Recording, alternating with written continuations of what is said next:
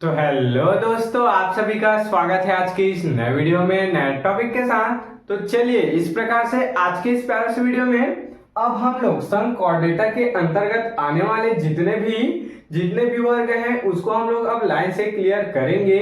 देख रहे हैं हम लोग क्या पढ़ रहे हैं, हम लोग जंतु जगत अर्थात एनिमल किंगडम जो चैप्टर है इसका अध्ययन कर रहे हैं। और इसके अंतर्गत हम लोग जंतु जगत के वर्गीकरण में हम लोग मेटाजोआ के अंतर्गत आने वाले जितने भी संघ है उसको क्लियर कर चुके हैं।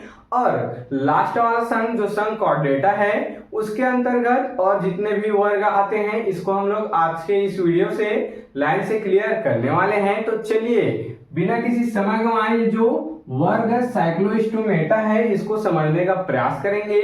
आज हम लोग वर्ग साइक्लोस्टोमेटा के बारे में आपको जानकारी देंगे तथा इसके लक्षण को उदाहरण सहित समझाने वाले हैं। तो चलिए सबसे पहले हम लोग वर्ग साइक्लोस्टोमेटा आखिर शब्द का विस्तार क्या होता है इसको पहले समझने का प्रयास करते हैं। उसके बाद इसके बारे में थोड़ा सा जानकारी देंगे।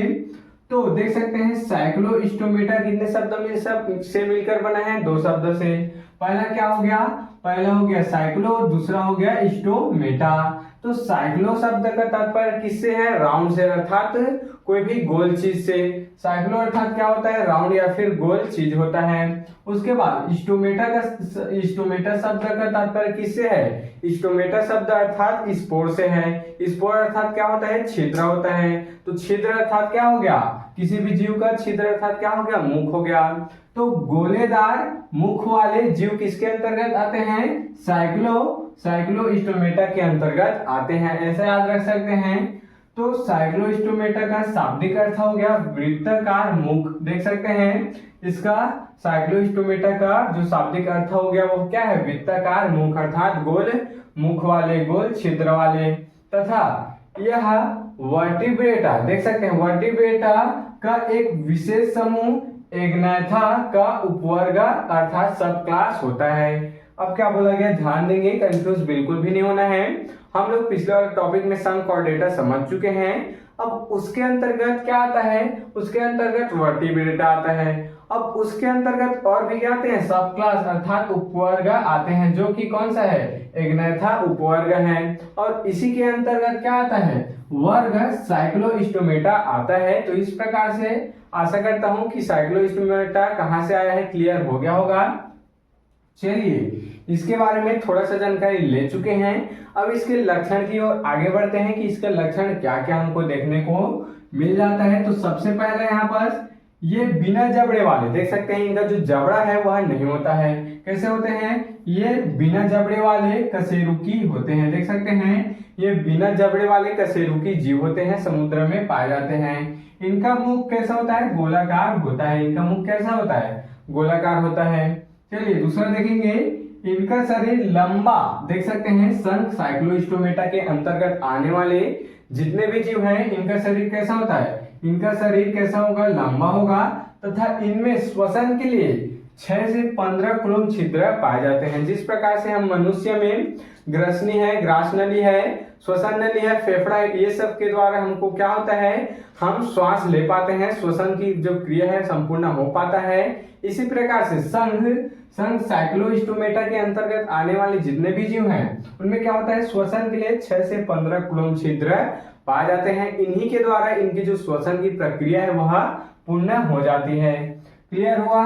चलिए तीसरा यहाँ पर लक्षण देखेंगे, परिसंचरण तंत्र बंद प्रकार का होता है। अर्थात इनमें जो रुधिर की बहने की क्षमता है, मतलब बहने की जो क्रिया है वह बंद प्रकार का, अर्थात ये धमनी और शिरा के अंतर ही बहता है।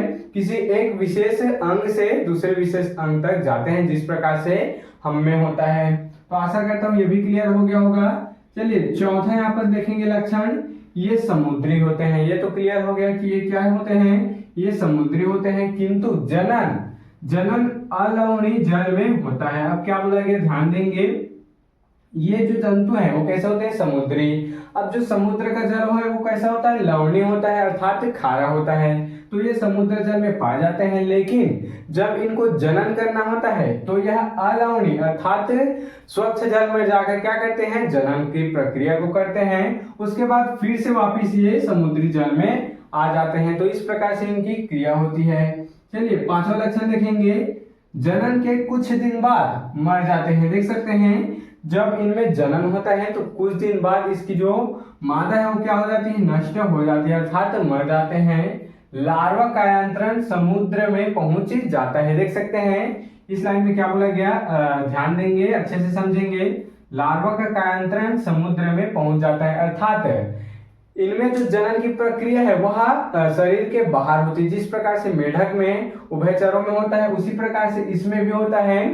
जो मेल गैमिट है वो मेल गैमिट और फीमेल गैमिट क्या करते हैं, बाहर अपना अपना गैमिट छोड़ देते हैं। उसके बाद समुद्र में क्या हो जाता है, इसका मिलन हो जाता है और इस प्रकार से निषेचन की प्रक्रिया हो जाती है और लार्वा का कायांतरण समुद्र में पहुंच जाता है। और ये जो कायांतरण है अर्थात ये जो मिल जाते हैं मेल गैमिट और फीमेल गैमिट वो समुद्र तक पहुंच जाते हैं। तो इसको बोला गया है कि लार्वा का कायांतरण समुद्र में पहुंच जाता है, इस प्रकार से होता है।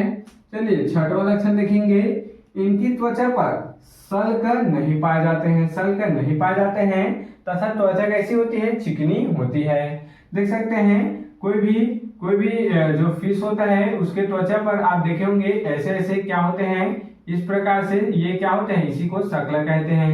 तो इनके शरीर पर ऐसे शकल नहीं पाए जाते हैं, इस कारण ये क्या होते हैं, चिकनी होते हैं। क्लियर हो गया, आशा करता हूं। चलिए लास्ट और सातवां लक्षण देखेंगे। तो ये परजीवी जंतु होते हैं। देख सकते हैं यह अपने पोषण के लिए, अपने किसी भी कार्य के लिए खुद पर निर्भर नहीं होते हैं।